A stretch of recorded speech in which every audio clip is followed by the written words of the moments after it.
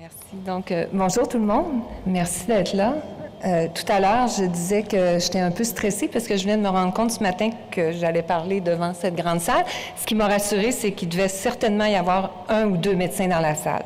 Donc, si je m'évanouis, c'est sûr qu'il y a des gens qui vont être là pour me ramasser. Donc, je me présente. Mon nom est Clara Dallaire. Je suis patiente partenaire depuis plusieurs années. Je vais commencer en vous racontant un peu mon parcours depuis, en fait, la vie avec la maladie, qui est entrée dans ma vie en 2006 et qui a un peu bousculé, en fait, les projets que j'avais dans ma vie. Mais qui m'a, en fait, fait me rendre compte que c'était très important, la relation dans les soins. Donc, j'étais ostéopathe. Je ne travaille plus comme ostéopathe, clinicienne et enseignante, en fait, depuis 2020. Je me suis rendu compte aussi dans ma pratique ostéopathique que je portais aussi beaucoup d'importance dans la relation de soins. J'aimais énormément aussi le travail holistique que j'y faisais et la confiance aussi dans les soins que je pouvais établir avec mes propres patients. Et en 2006, donc, j'étais enceinte de mon garçon.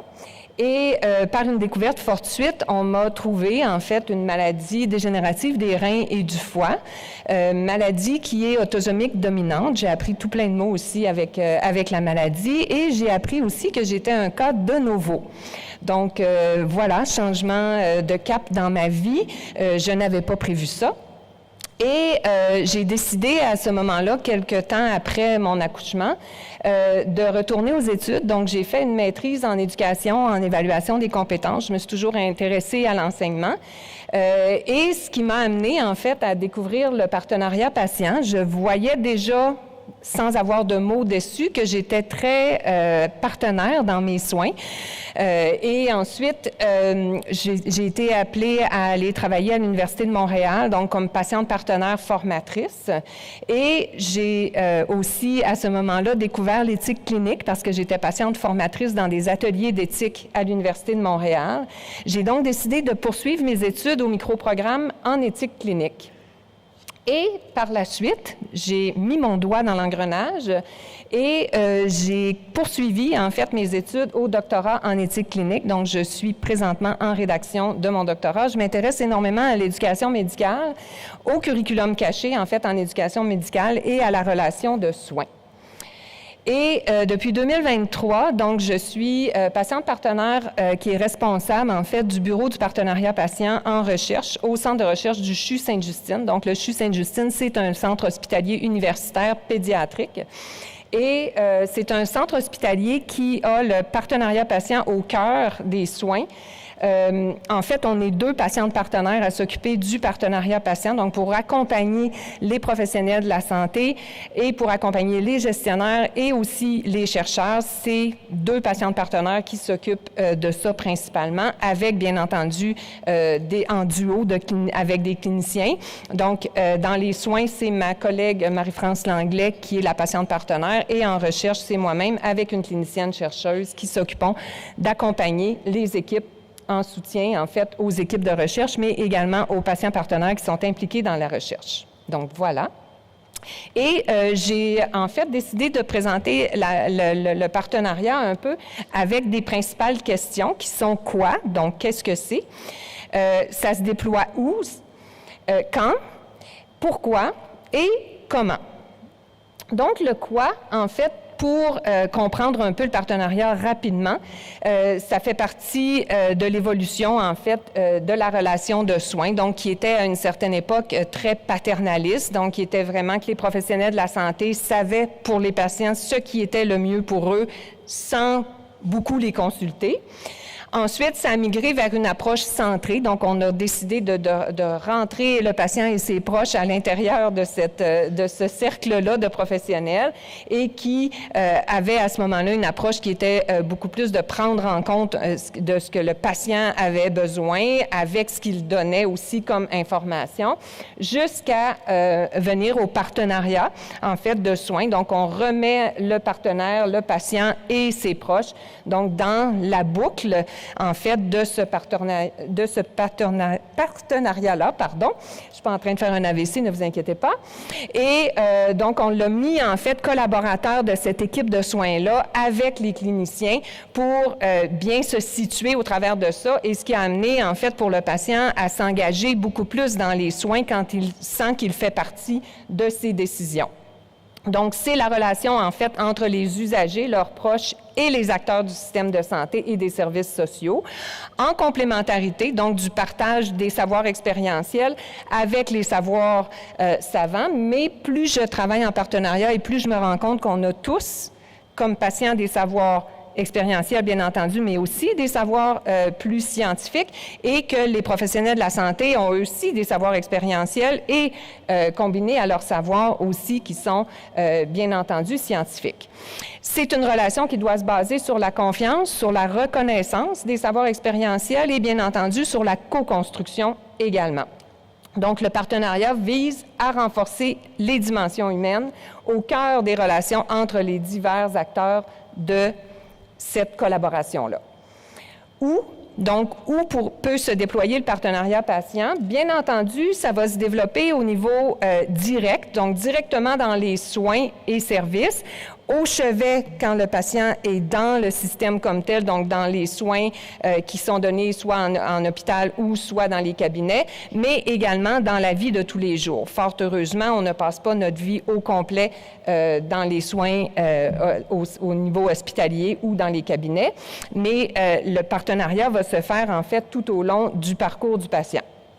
Et pour en arriver à avoir un partenariat qui se déploie en direct au chevet et dans la relation de soins, ça prend bien entendu des patients partenaires qui peuvent aider à collaborer en différé, en fait. Donc, on va voir en différé dans des trajectoires de soins. Je vous donnerai des exemples tout à l'heure pour réfléchir à certaines trajectoires dans les soins pour l'amélioration de ces soins-là. Dans la gouvernance également. Donc, ils peuvent faire partie de certains comités dans les centres hospitaliers, dans les GMF, etc. Ensuite de ça, dans la formation, donc pour être des patients partenaires formateurs, à l'Université de Montréal, ce qui est beaucoup fait, en fait, à l'Université de Montréal, mais ailleurs au Québec, là, il n'y a pas juste à l'Université de Montréal qu'on fait ça, mais souvent, les formations vont être données en duo, donc un clinicien et un patient partenaire qui vont donner ensemble une formation pour, justement, bien incarner les pluralités de perspectives.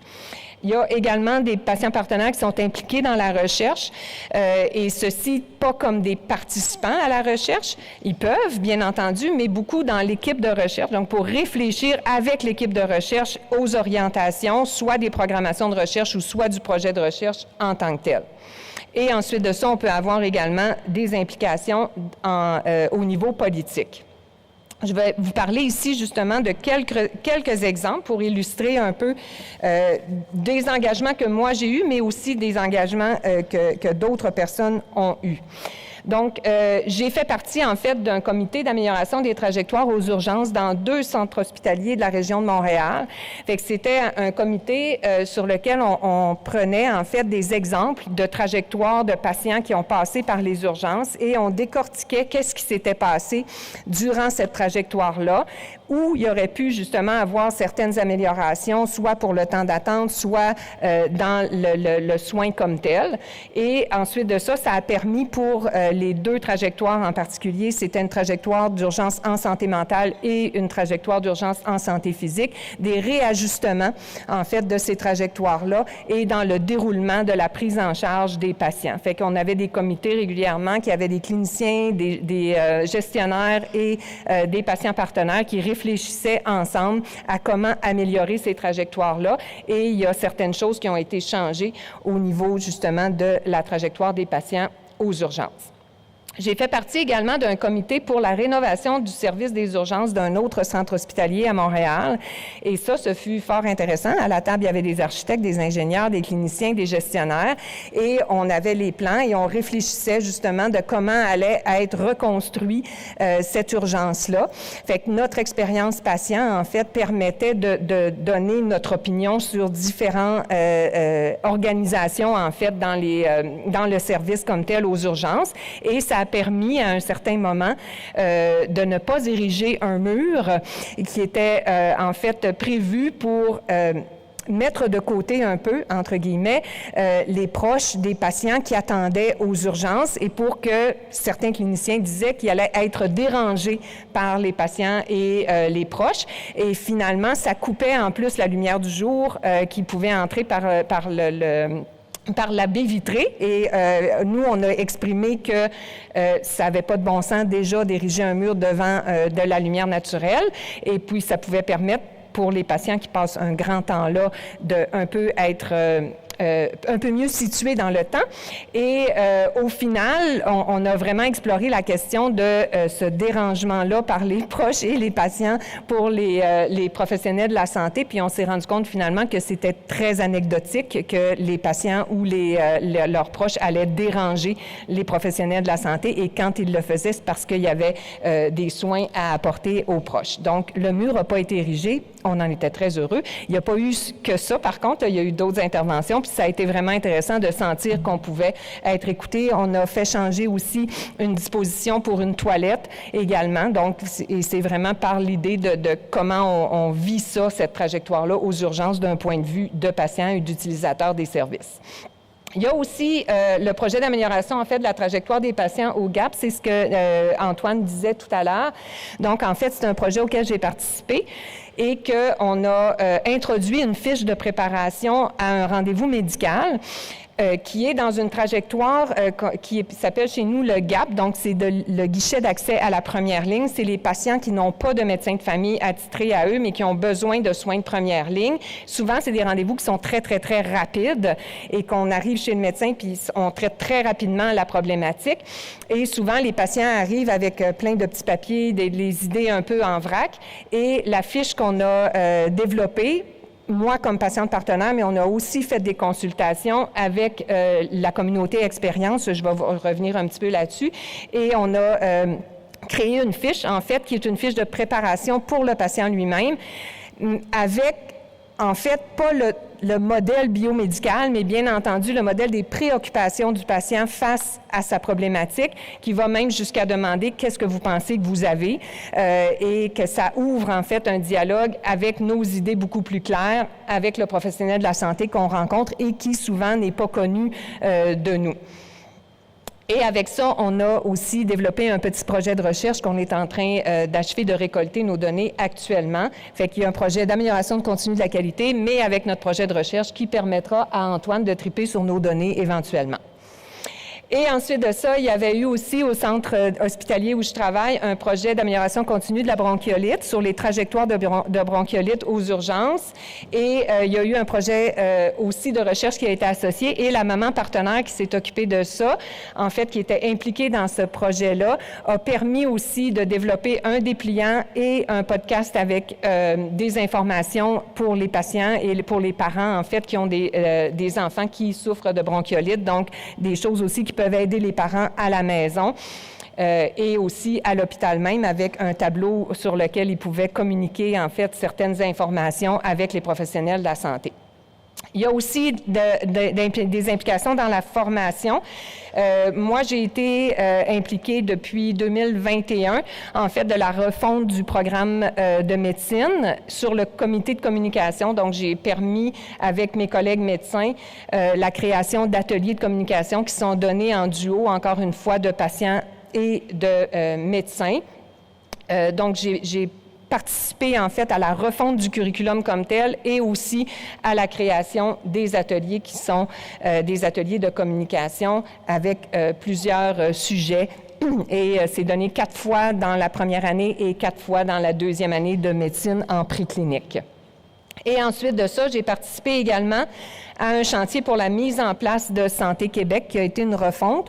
Je n'élaborerai pas tant sur Santé Québec. J'ai des jugements des fois un peu critiques par rapport à ce que c'est devenu. Mais bon, au début, quand ça a commencé, cette idée-là de créer cette agence-là au Québec, il y avait 12 chantiers et sur chacun des chantiers, il y avait des patients partenaires qui étaient là.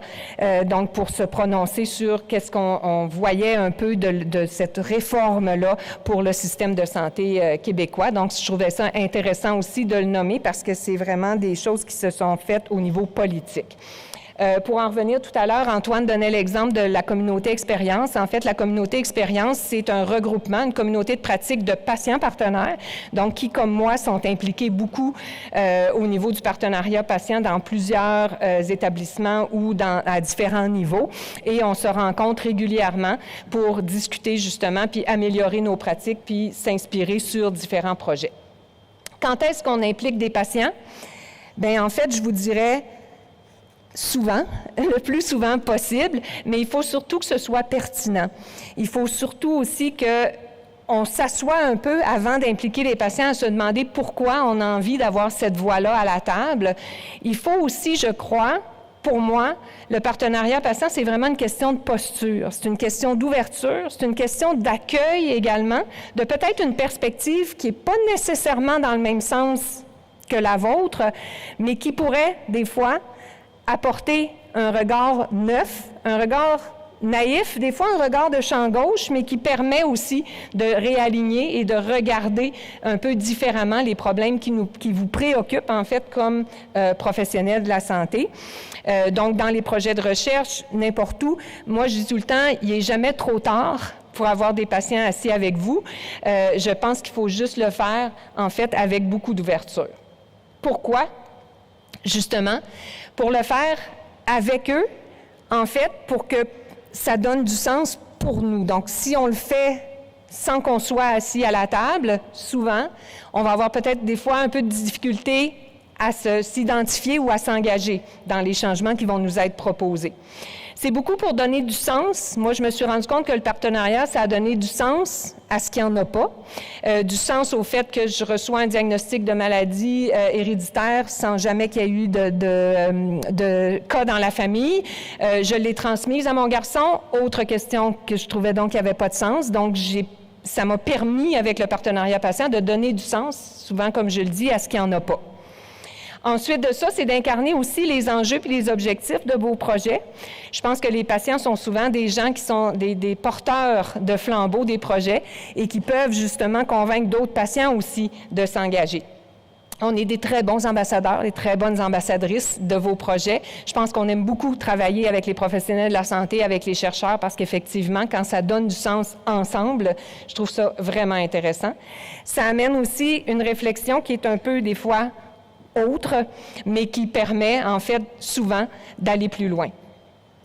Et comment on fait ça? Bien entendu, il y a des conditions gagnantes. Donc, c'est de communiquer, d'accueillir aussi quelque chose, des fois, qui nous rend un peu inconfortable, d'être authentique, de nommer vos enjeux, de faire nommer les enjeux des gens avec qui vous allez collaborer. Ça appelle aussi à la compréhension puis au respect mutuel des réalités et des défis de chacun.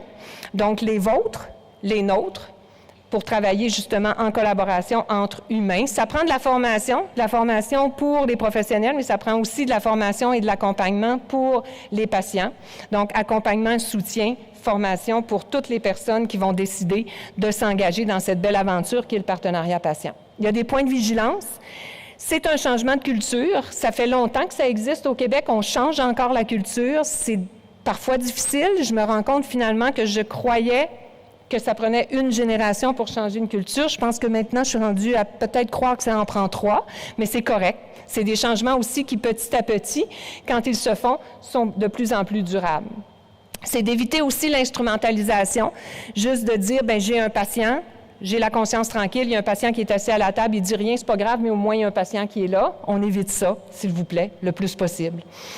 Traiter des questions aussi qui sont opérationnelles, ça c'est beaucoup ce qu'on parle quand on parle à nos équipes au centre hospitalier. En fait, c'est de dire que les patients, ils sont pas juste là à attendre qu'on les appelle puis à faire partie des réunions qui des fois se donnent dans les journées de travail. Il faut des fois être un petit peu plus souple dans tout ça. Essayer de traiter des questions opérationnelles avec eux, de pas décider que c'est mieux une réunion le soir que le jour. Des fois, ça va bien sur l'heure du midi, d'autres fois, ça va pas. Fait que c'est vraiment de rester dans cette ouverture-là. De maintenir une compassion pour ce que les patients vivent, mais en même temps, maintenir une compassion pour votre réalité à vous aussi, comme professionnels et comme chercheur, parce que vous avez aussi des contraintes, vous êtes des humains, vous avez du vécu, vous avez plein de choses. C'est de maintenir une compassion, en fait, qui est mutuelle. Et de résoudre les conflits. Je me suis rendu compte souvent dans ma pratique que ça devient difficile. Des fois, quand il y a des choses qui accrochent, souvent les professionnels, les chercheurs hésitent à régler ou à venir nommer un conflit qu'il y a avec un patient parce qu'on ne veut pas faire de peine, on ne veut pas blesser, on ne veut pas... Puis tout ça, souvent, ça se répercute dans des espèces de non-dits, un malaise, et quand le projet finit, les gens disent « Oh mon Dieu, c'est bien trop compliqué, je ne referai plus jamais ça. » Fait que faites avec les patients ce que vous faites entre équipes. Quand il y a quelque chose qui va moins bien, on s'assoit, on cherche une solution. Vous pouvez le faire de la même façon avec les patients, donc dans le respect et l'authenticité. Alors, je vous remercie infiniment d'être là, de vous intéresser au partenariat patient, d'avoir le cœur sur la main et de planter des graines. Gênez-vous pas. Faites-le. Des fois, ça pousse bien, des fois, ça pousse moins bien, des fois, ça prend un tuteur, des fois, ça prend un peu plus d'eau, un peu moins, mais faites-le avec eux, avec nous. Ensemble, on va toujours plus loin. Merci.